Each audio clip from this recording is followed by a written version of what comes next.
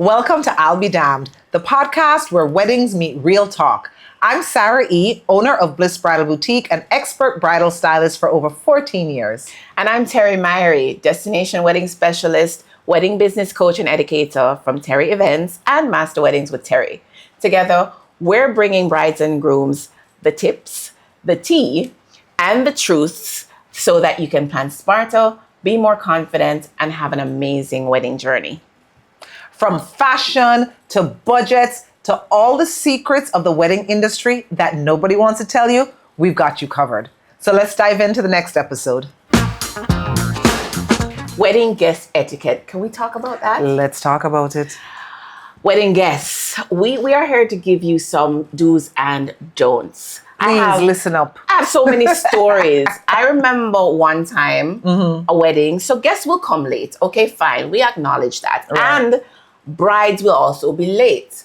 But a rule of thumb is if the wedding has started and you as a guest are late, Right. the bridal party has started to process, Yes. then you need to wait. You need to wait. Yeah, perfect.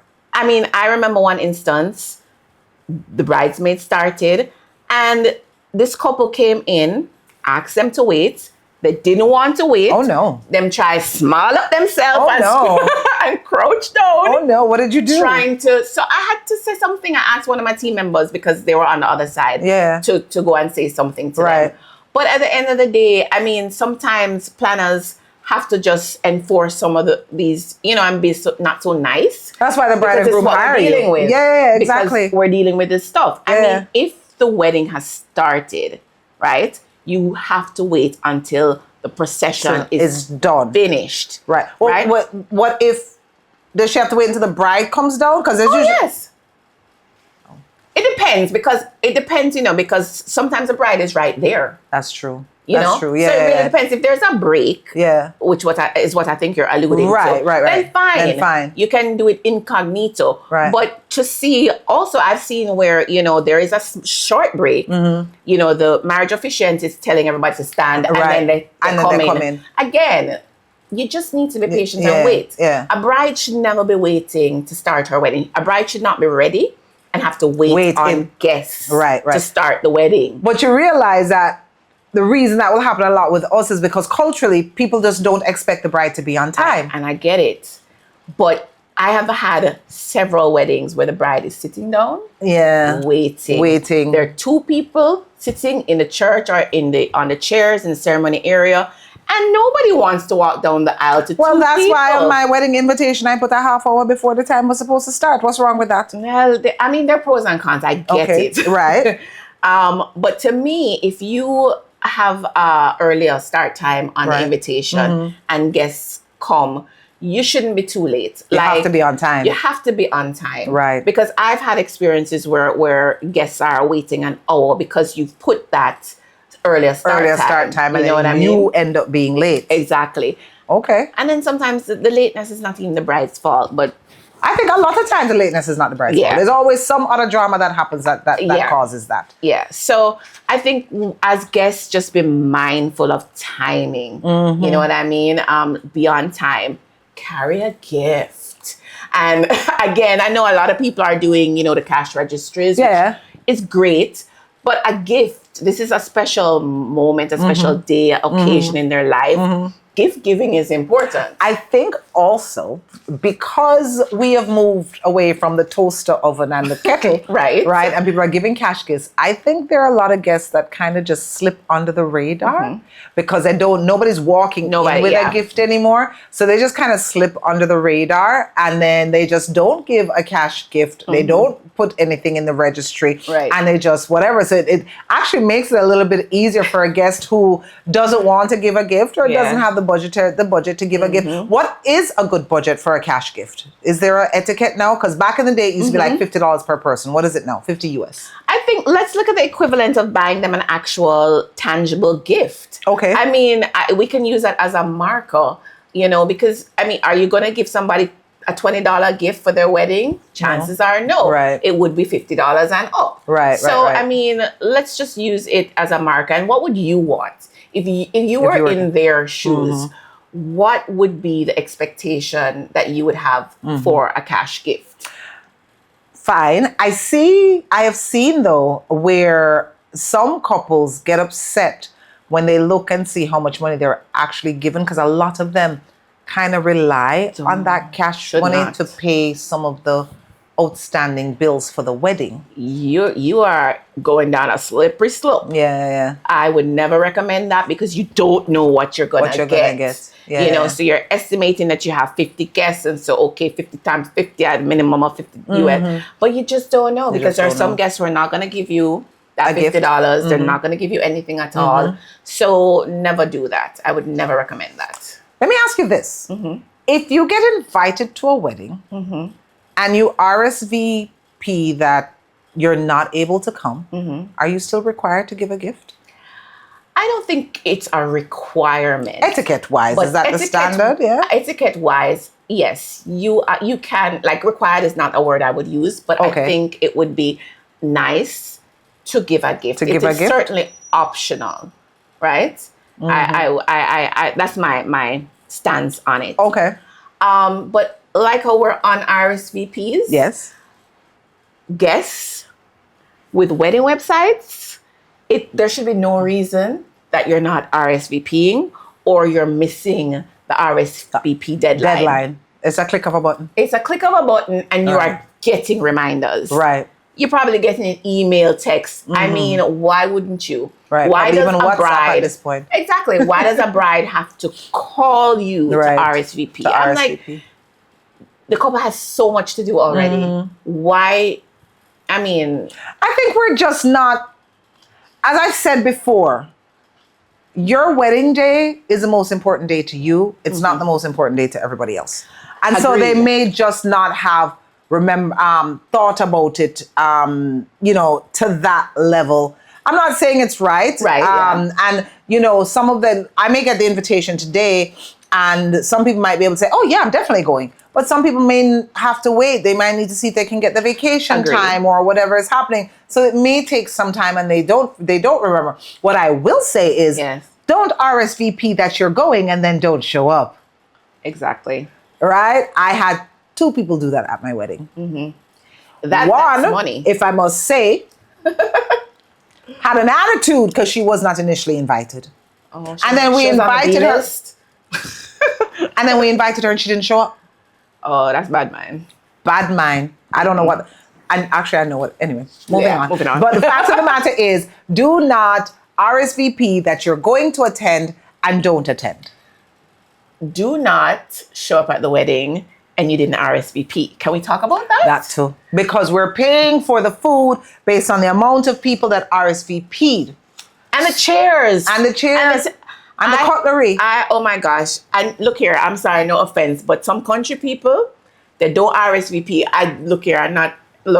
it's not a bias, I'm not discriminating. Right. But I've had this experience more than once. You invite some country people that don't RSVP, but they're showing up. Well, that's kind of the culture. Right? Yes, and then I had to find chair, dining room chair, all kind of chair. I was like, oh my gosh. But as much as I hear you and I understand why it's annoying, I kind of find that a little endearing. Okay. Tell me more. Because I've said before, a wedding is your community. Whatever that community is to you. I'm not saying the whole town have to come. But the wedding is about family and camaraderie and support and that sort of thing. And RSVPs. So if whoever from up Where the road, are you going with this? I'm just saying, if whoever from up the road just never remember and she show up. And guess what? She goes and buy her dress now. Oh yeah. She has every intention. Right? But she just didn't. I don't know. I get it. Okay, Terri, I know. I get it. But I'm just saying that I've had it years ago when I first started in this business. And anybody who's watching this podcast who is either from Port Royal or have family or friends from Port Royal, you can verify this for me. I had a bride who born and grow in Port Royal. And when you're born and grow in Port Royal and you have a wedding, you have it at the church. Right. That is there. You do not have it anywhere else. And Okay. everybody comes. I'm talking hundreds. And everybody bring food, who cooking the this, who cook. That's just part of how, that's a cultural thing. Sometimes I find that Port Royal, sometimes I find that Port Royal is is like a subculture. You know, in Jamaica we have certain like subculture within our culture. And that's what she said. I thought it was really, really cool. I think that's cool. Chaotic. That's different. That is totally different. You're having a destination wedding and you invite people and they just show up. It is a nightmare. I'm not even going to lie. Yeah, we do the best that we can do. And then, girl, they have the nerve to give you attitude because you don't have a chair. They just don't understand it. That's just what they do. The tood. It's what they do. Somebody's triggered. Triggered. I get it. What about you send an invitation out to one person, James Smith. Right. Not James Smith plus one, not James Smith and wife, just James Smith. And then James Smith calls you and said, hey, can I bring somebody? I've been dating this girl for like the past month and a half. Can she come? Yeah, you know they're gonna ask. First of all, if you're inviting a husband, you need to invite the wife. Whether you like her or not. That's just protocol. I do not invite a spouse. Okay. Yeah, that is protocol tradition, right? Okay. If it is a long-term girlfriend, I mean, why wouldn't you invite her or him? Right. Especially if they're living together and you know the situation. Yeah, you know what I mean? So if he calls you and asks you, I mean, that's tricky because it's a long-term relationship. And, you know, they're not married, but they're together. Right. So I mean, yeah, I wouldn't understand the reason for not inviting that partner. If it's a girl or a guy where you're just dating, not bother call. Don't call. Like seriously. Right. Now, if it's a destination wedding and you want to make the most out of it, then carry them along. They just can't come to the wedding. Oh. People do that. And really? Yes. It's a destination wedding. You know, you just date this girl and you want to have a vacation of it. But you're not invited to the wedding. So she can't come to any of the She can't come to I've had weddings where you can come to the pre-wedding stuff. But the wedding is like, no, it's X amount of money per plate, per chair. No. And this is why weddings can cause so much friction in relationships because the nuances is really tricky. Yeah. If you had the budget, you'd probably invite everybody, but that's just not the reality. That's just not the reality of where we are. Yeah. Right. So you really have to look at your invitation, and if it says plus one, it's plus one, not plus 10. Okay. Right. Let's just stick to it. I mean, I can understand people calling and saying, "Can I carry a long-term partner?" Right. But if it's somebody you just start dating. I had a relative once who shall remain nameless. Okay. But he is very close to me and he's a very important part of my life. And when my cousin got married, right, he and his wife were invited. And he said, well, my young daughter needs to come too. And I said, but it wasn't included on the invitation. Well, I don't have anybody to watch her. I don't even know if that was the excuse. I don't know what the excuse was. The excuse was he just thought she should be there. And should have been like 9 or 10 at the time. Okay. And I said, but person, I don't want to give his title because I love him to death. Of course. You don't know if they even allow children at the wedding. Person said they did not care and person brought the daughter. And I felt a way about it, because I just don't think you should just you should just do that, Yeah. And childcare is important. I think that is super important because there are guests who will not have people to watch their children. What's been trending, I've seen, well, I don't know how trending lately is brides and grooms have been paying for childcare. Yes. Because they want a child-free wedding. Right. But they understand that people have children and it might be difficult. So they actually pay for somebody to come and assist. Definitely been a which part is nice. of that. If you're, at a hotel, there are options available, for childcare as well. But they're genuinely people who don't have those options. And it's a difficult situation to be in because you want to attend the wedding. But, right. But I definitely would say no to just bringing the child. Yeah. No, I think 100%. It's just a no for me. Yeah, 100%. 100%. Yeah. But it has happened. Yeah. And then, and also, you bring the children and there's no seat. And then let me tell you, as a wedding planner, it is very awkward.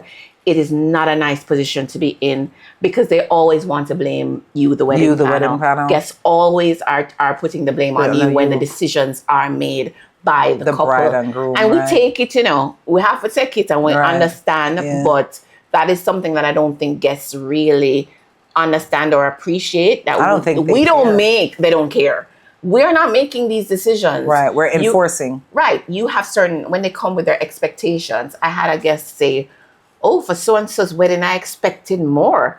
And I'm just like, what does that mean? What do you mean? Wow. You don't know this person's budget. You don't know, You should have told me I could expect more from them hosts. I just smiled and say, there you go. Yeah. You just smile and nod. The comments Jamaican that you people hear, say the darndest things. The comments that you hear. And then sometimes, is me tell it to rain?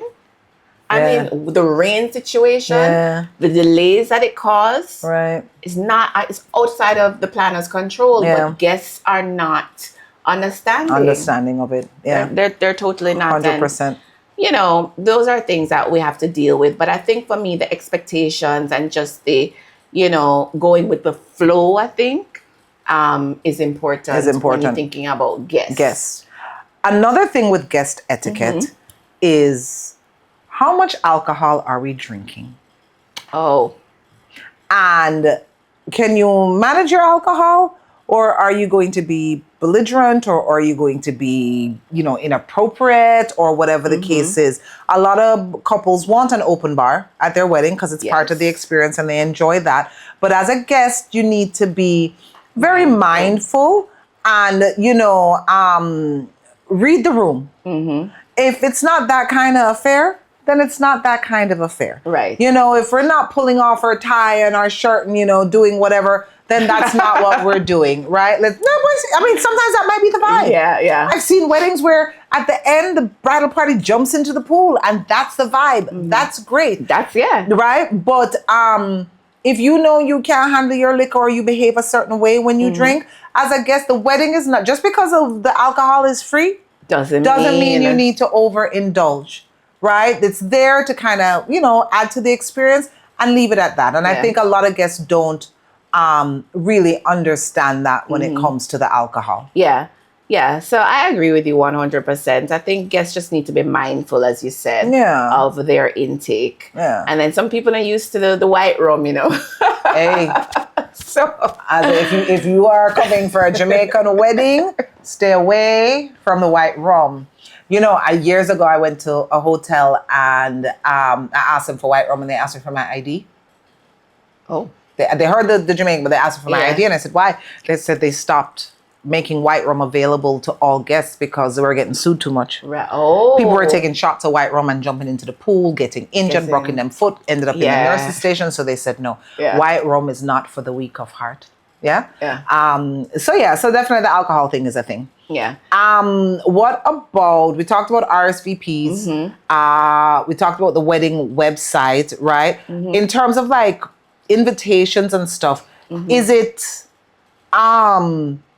the wedding website is enough and we send out some emails with save the dates, or are we still printing invitations? Yeah, people are still printing invitations. Okay. So it's a budgetary issue as well. It's also, I find that some people will do digital and have some printed because you have the older folk who are not tech savvy, or they're just expecting a printed version. So you have people who are doing both. I do find that millennials and Gen Zs are leaning more towards digital when it comes on to, invitations, programs, just a lot of the wedding collateral in general. A lot of the what? So wedding collateral is a term. Wedding collateral. Yeah, Okay. which it incorporates all the different paper goods and signage and stationery needs for your wedding. Right. And so a lot of Gen Zs and millennials are opting for digital. Okay. Yeah, which is fine. It works. It cuts down the budget. It's at the end of the day,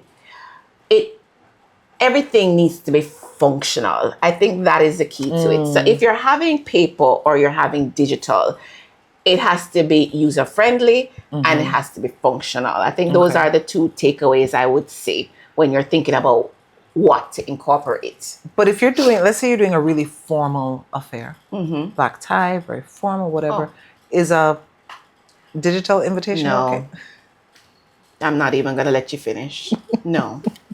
Why? Because if you're formal, look here, if you're coming out formal, you have to come out formal all the way. Right. Well, you don't do it, don't be half-assed. Just do the thing properly. And there's certain things that if you're saying that you're having a formal wedding, and then that's another thing. I don't think some people understand formal and how you dress and black tie and what for a formal wedding as opposed to semi-formal. Right. A wedding is supposed to be a semi-formal up. It's not a casually elegant affair. And I think the dress code, again, to each their own. I'm just going back to what I know. But again, you dress up.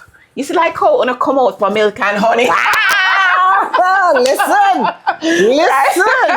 Right? Milk and honey all came out. Trust me. I'm just saying a wedding is a reason for you to come out. You understand what I'm saying? Yeah, so now you're bringing me to a similar topic on a thing. What is a wedding guest? Yes. The girlies now, right? They're going to come out and they're going to look great, right? Yes. I see a lot of videos with, oh my God, I'm going to a wedding. Help me pick out what I want to wear. Yes. And the slits are up to here. And I mean, the body con and the boobs, or sometimes they have like, the cutouts. Very what I would consider uber sexy.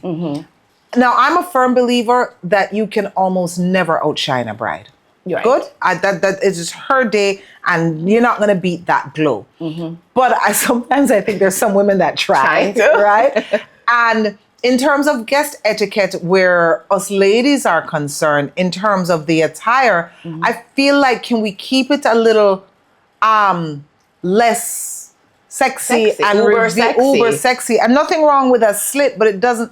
It comes up here, and then the girls, and it just seems a little bit much sometimes. Have you seen that a lot with guests, or? I've seen it with some guests. And again, it goes back to people not understanding what's appropriate for different occasions. What is semi-formal as opposed to formal? Because I went dress shopping for a semi-formal occasion. And even the attendant in the store, we kept saying to her, no, that is not semi-formal. Right, she didn't know. So even if a guest doesn't know, sometimes the people who are helping us to buy don't know either. So we're in a quandary. But at the end of the day, I think it's about educating ourselves on what is formal, what is black tie, as opposed to semi-formal. As I said, a wedding is semi-formal up. We're not looking at casual. And the boobies, again, accentuate to me, the rule I thought was if it's showing the boobs, you don't show the legs. That's what it used to be. But now we just show everything. I mean, again, I know people are different. They have different mindsets. They want to look sexy. They want to be comfortable. Comfort is a big thing too. But I do hear you. Be mindful. You're coming into a scenario where there are multiple people coming from different sectors, from different backgrounds, and some people may not care, and okay if that's it for you, but just be mindful of what the occasion is and how you're representing yourself. I think with a lot of the younger generation now,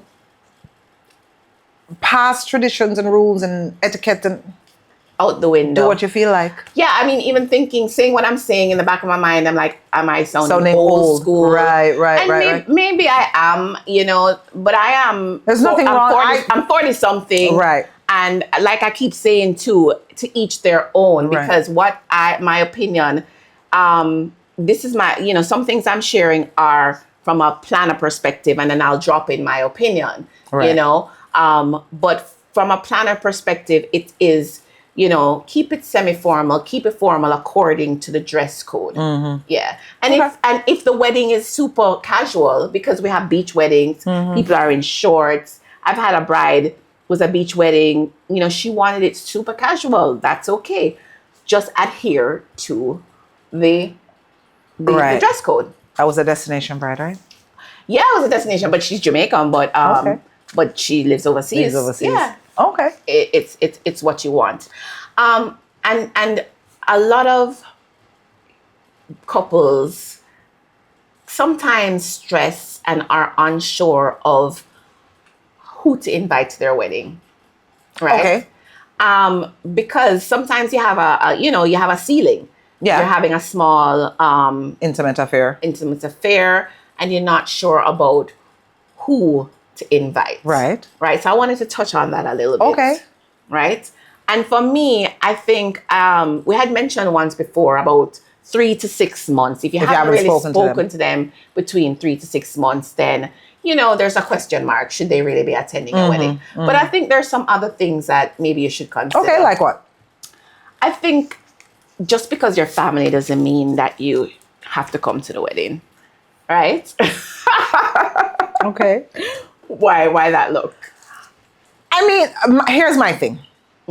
If you are going to start to cut down to the point where you're getting into cutting out family, then I would say keep it uber small. Okay. So for example, if you plan on inviting 100 people, right? But then you're going to say that, auntie such and such who helped grow you or whatever, she can't come because you haven't spoken to her in 6 months or whatever the case is.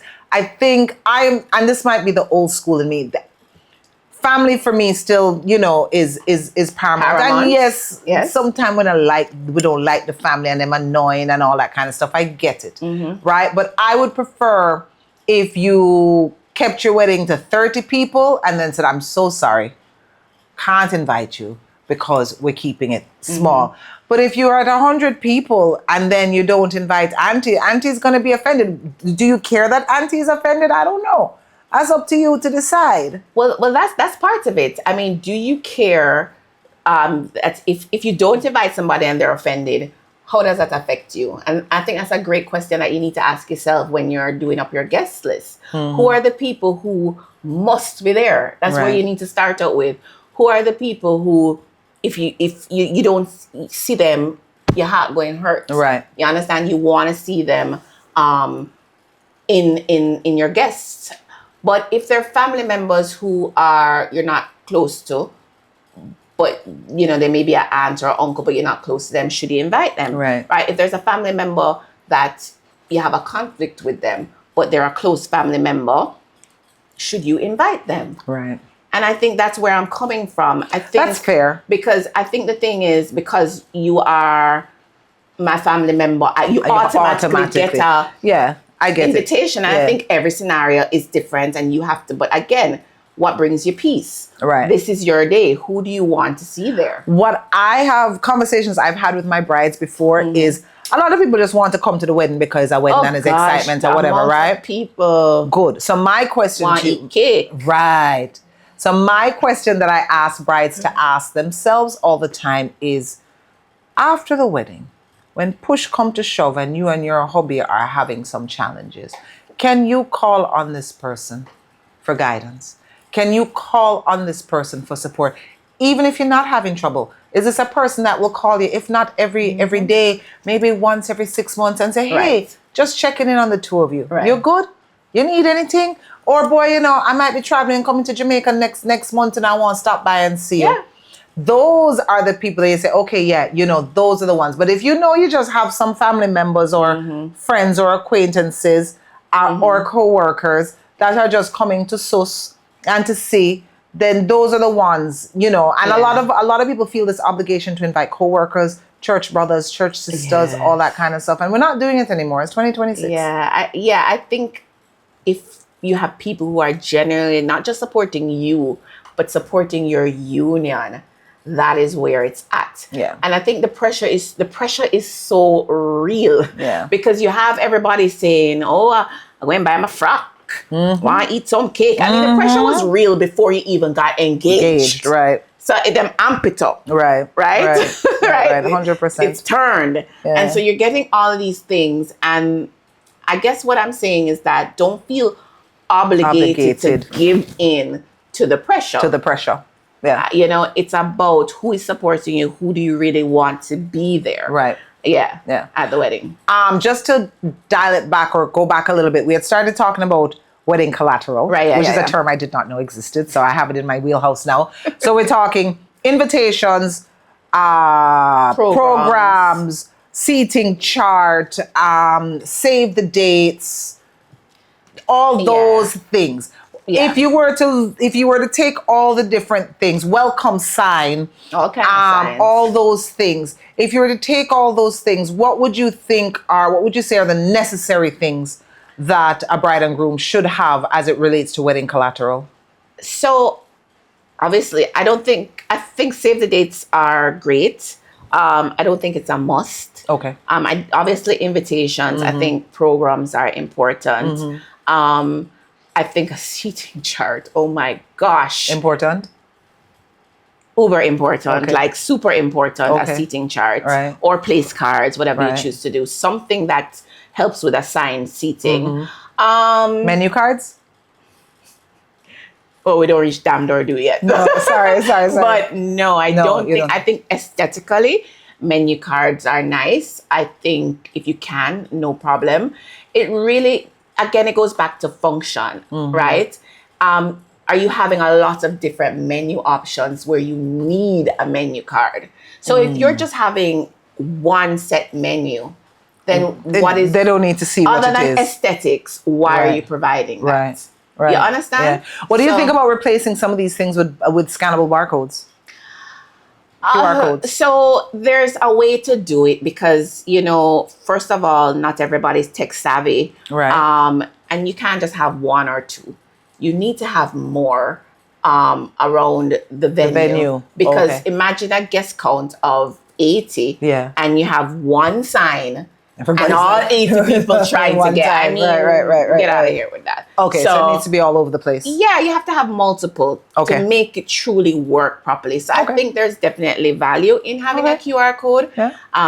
Yeah. So I think everything else, if you want a welcome sign, if you want cute signs with Bible verses, if you want giant cutouts of the bride and groom, of the life size photos, love it. Yeah, love it. Yeah, definitely. But it's just what you want, what your budget can accommodate. But priority invitations, programs, and seating chart. I don't know if I'm leaving anything else. No, that sounds about right. Maybe wedding signage thing if you're not doing the audio book. Yeah, so usually an engagement picture and right. So if you're doing something for a guest book that's people need to write on it or there are different options for the guest book. Again, people try to incorporate some unique things, and I'm all for uniqueness. I think that makes the wedding special. Yeah. And there's so many, there's so many things that you can do in terms of signage. It doesn't just have to be a welcome sign. Right.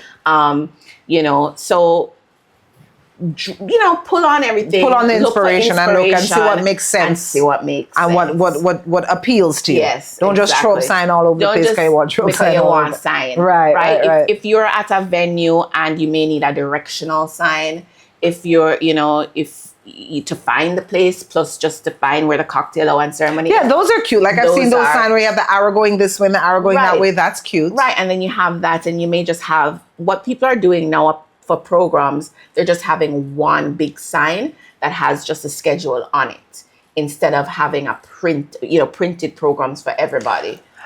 Do we need a program? I mean, you're going to a wedding. Don't we know what's happening?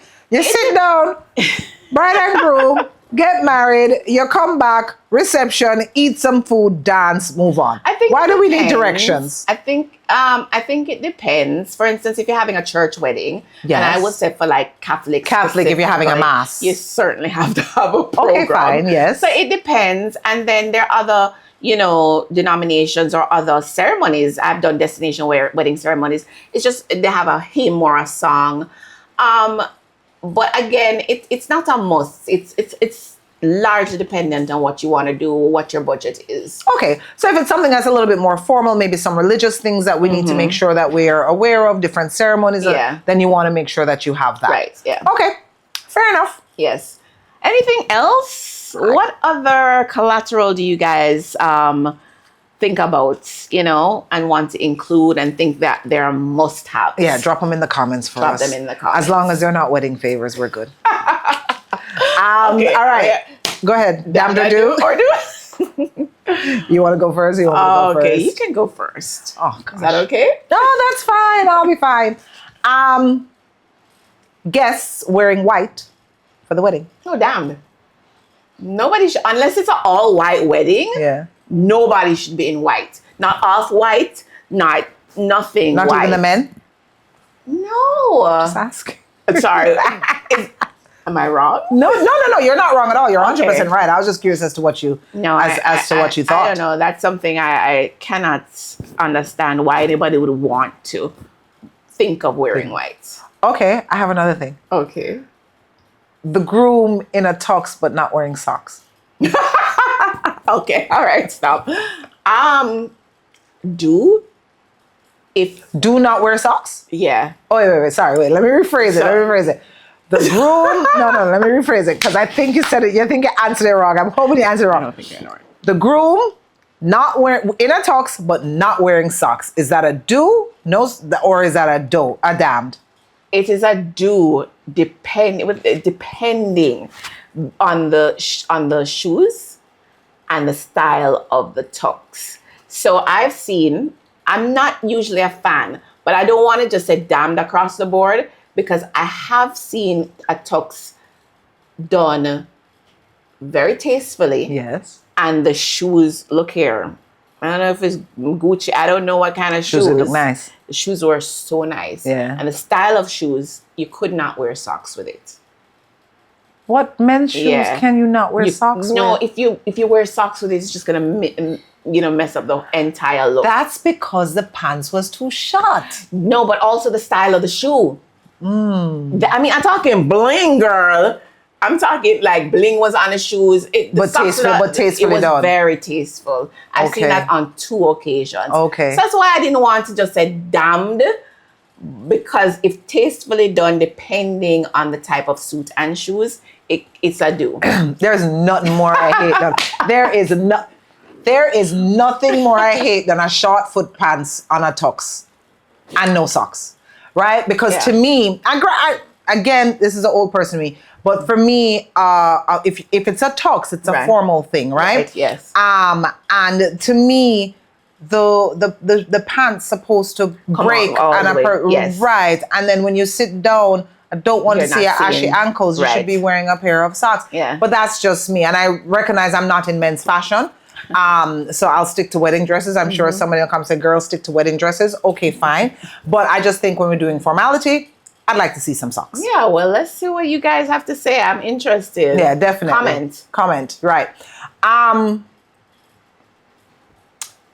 Brides wearing their natural hair for their wedding. Oh, do. Yeah. 100%. Yeah. I think, for me, I think being authentically you on your wedding day is important. Right. Now, I'm sure your fiance, your groom doesn't want to look and say and don't recognize you. Right. You know what I mean? So I think it's a do. Yeah, definitely. I agree with you 100%. And I asked the question because I really want to bring up a topic that happens in the store all the time. Yeah. I have women that come in with their natural hair, beautiful natural hair. And when I'm talking about the dress and we're talking about styling, I say, what are you going to do with your hair? And so often I hear, oh, I'm going to do a wig. Okay. Or I'm going to, 9 times out of 10, it's a wig. Because I will say, are you going to wear your natural hair? And I'll hear, no, I'm going to do a lace front. I'm going to do a wig. And it hurts my heart every time I hear it, right? Because it makes me feel like Black women don't feel like their natural hair is formal enough or elegant enough for their wedding, and it have to do something else. It have to straighten, it have to pull back, and that's what bothers me about it. Is she talking to me? No, I'm not talking because I don't know what you plan on doing with your hair on your day. I don't want to wear it curly. And that's fine. Yeah. But I don't do lace fronts or whatever. You may choose not to wear it curly because you wear it curly every day. Yeah. And you want to do something different. Yeah. But that's not the typical responses that I get from the brides. Sometimes I get, they don't know what styles work with natural hair. Or they don't know a good natural hairstylist, right? So if there are any natural hairstylists here on the chat, kind of chime in, let us know, because that is something that is important. I would love to see more women embrace their natural hair for their ceremony. This is coming from somebody right now who hair is relaxed and has a ponytail in, but I've just never been a natural hair girly. I just don't have the patience or the energy to do it. Sometimes I would say, boy, I would love it, but I just don't think I have the patience for it. It can be a lot. Yeah, I don't have the patience for it. Yeah. Okay, what do you got for me? Damned or do. Damned or do. Let's go. Online wedding dress shopping or online. Damned. Tell me why. Damned. It has gotten better over the years, but it has not gotten good enough. Okay. So 9 times out of 10, when you see a wedding dress on a white Dress Savvy, Temu, not Shein, Amazon. Actually, not Amazon. Yes, not as much Shein, and I'll explain that to you in a minute. But what was the other website? There are tons of little dress. Yes. If you see a really nice, pretty, elaborate wedding dress, it has a chain, it has sparkle, it has lace detailing, whatever, and you see it for $159, right? And you see that dress on the actual designer's website. It's not $159. You're not getting that dress. What you're getting is a replica of it, a very bad replica of it, right? So the type of lace that they use is going to be inferior. The amount of layers of fabric on the dress, if it was a big ball gown and the designer probably had 10, 12, 15 layers of fabric, and I'm not exaggerating when I say that, but the website you bought it from probably had 4 or 5. Right? And then you end up seeing the lining, or you end up seeing the boning from the crinoline skirt, right? Or the structure. That dress had boning here, it had boning here, it had boning here, right? The ruching was a particular way, and now you get this dress and there's no boning. There are no cups. There's no underwire. So everything is doing this. Yeah. It is just, and then when you get it now, if you get it, because I've had many brides that have ordered dresses online and they just don't come. Oh, wow, really? Oh, yeah. Wow. The amount of last minute brides that I've had come to me the week of their wedding. Yeah. Because their wedding dress just did not come that they ordered online. Wow. And they keep getting these messages and the dress just don't come. Happens all the time. Yeah, wow. Right. So then you come to me and want me to try and alter and fix, right? And then you ordered based on what? A sizing chart or based on a measurement in Asia versus us? Right? And then you're dealing with manufacturers who are not necessarily accustomed to manufacturing dresses with women of our size and our figure and our shape and our complexion, right? And so everything comes and it's all wrong. This is not the time. I understand that you may not have $125,000 to rent a dress, right? But you may have 35 or 45. And you might say, but Sara, I can get this dress for $79.99. Do that and let me know how it works out for you. Right? Wow, yeah. Maybe if you're doing just a simple satin gown that has nothing on it, and then even then we're going to have structural issues because, especially if you're a woman of a particular size. So this is not the time when you want to kind of figure out whether or not, just don't do it. Online is just a no. Save yourself the trouble. Save yourself the money, everything. I have a bride that came to me yesterday. She plans on buying her dress, I think. And when we talked turns out she bought 2 or 3 dresses online already, got them and don't like them. You've already spent probably $450, $600 on dresses. And why? So online is a no. I get that. Yeah, definitely no. Open toast during the reception. No, damn. No, an open mic. Yes. So everybody and their grandmother can come and say whatever they want to say, however they want to say it. Terry, no. That's why we have a what? Professional MC, right? And we have set speeches, whatever they are. Yeah.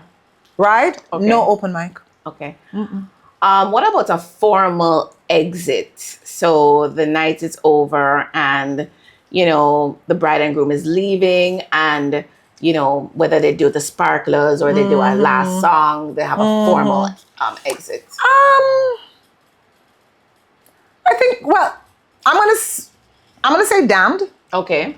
But just from the standpoint, I think it depends on the style of the wedding. Okay. So if it was like a morning wedding or like a brunch wedding, then a formal exit is great, right? We probably didn't have much alcohol, maybe 1 or 2 mimosas. We weren't partying till all hours of the night. But if we had a wedding that started at 4, and then we had a cocktail hour while the bride and groom took an hour and a half to go and take pictures. And then we have the formalities, and then we have this and we have that. By the time it's time for this formal exit, I think a lot of your guests are tired. Exactly. A lot of them don't want to have to wait around for this formal exit. Or they're gone. Yes. Or they've gone. So I just don't think it's necessary. Yeah. I agree. It's a logistics thing for me. I think it looks good for the pictures.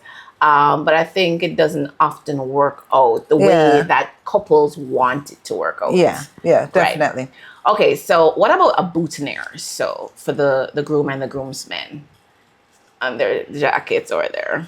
I'm going to go with damned. Okay. Good. 1, because I cannot pin a boutonniere to save my life. Look, I can teach you. Listen, every time a boutonniere comes my way, I want to run the other direction. It's so annoying. I don't think it's necessary. Okay. I just don't think it adds anything to the look. However, what I have seen is pocket squares. Right.